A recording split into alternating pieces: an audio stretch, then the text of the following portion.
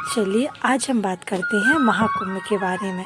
मतलब जब देवताओं और असुरों के बीच समुद्र मंथन हुआ, तब समुद्र मंथन के दौरान भगवान धनवंतरि अमृत कुंभ यानी कलश लेकर प्रकट हुए। देवताओं के संकेत पर इंद्रपुत्र मतलब जो इंद्र जी के पुत्र थे जयंत, वो अमृत से भरा हुआ कलश लेकर भाग खड़े हुए। मतलब कलश को लेकर वो भाग गए।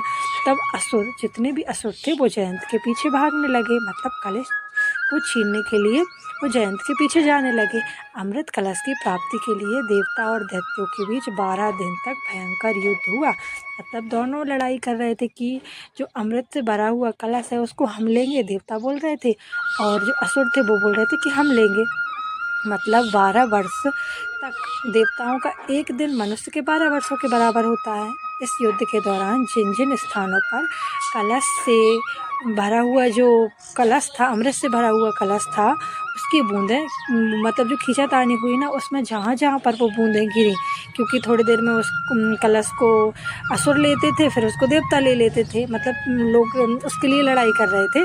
तो जहाँ जहाँ पे वो बूंदें गिरी वहाँ कुंभ मेला लगता है। अमृत की बूंदें 4 जगह पर गिरी थी, पता होगा आप सभी को।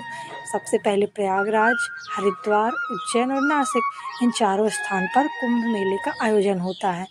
और महाकुंभ में स्नान करने से व्यक्ति के सभी पाप धुल जाते हैं, क्योंकि वो अमृत जो था ना, वो उन स्थानों पर गिरा था। तो वो जो जहाँ पे गंगा जी थी, वो वहाँ पे कुंभ स्नान करने से मोक्ष की प्राप्ति होती है। इसके अलावा कुंभ मेला आध्यात्मिक ज्ञान, सांस्कृतिक आदान प्रदान और सामाजिक समरसता का भी प्रतीक माना जाता है।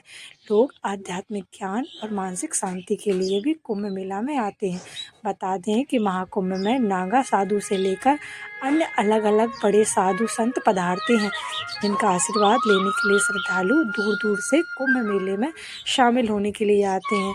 जैसा कि आप सभी को पता होगा कुंभ के बारे में, कुंभ मेला जो लगता है, अभी जो लगा हुआ है कुंभ का मेला, वो इलाहाबाद मतलब प्रयागराज में लगा हुआ है। माना जाता है कि देवता महाकुंभ करोड़ों श्रद्धालुओं की आस्था का प्रतीक है। महाकुंभ सिर्फ एक मेला नहीं, बल्कि यह आस्था, परंपरा और हिंदू संस्कृति का संगम है। श्रद्धालुओं के लिए यह एक पवित्र एहसास है, जिसका इंतजार सभी श्रद्धालुओं को बेसब्री से रहता है। इस साल 13 जनवरी से लगने जा रहा जो महाकुंभ का मेला है, मतलब जो लग चुका है, वो कई मायनों में खास है, क्योंकि इस बार 144 साल पूर्ण महाकुंभ लग रहा है। सरल शब्दों में समझे तो 12 साल लगातार 12 वर्षों के बाद तक लगने के बाद जो एक पूर्ण महाकुंभ होता है, वो 144 साल बाद आता है। महाकुंभ का आयोजन इस बार प्रयागराज में हो रहा है। इस बार महाकुंभ में कुछ खास और है, वो मैं आपको बताती हूँ।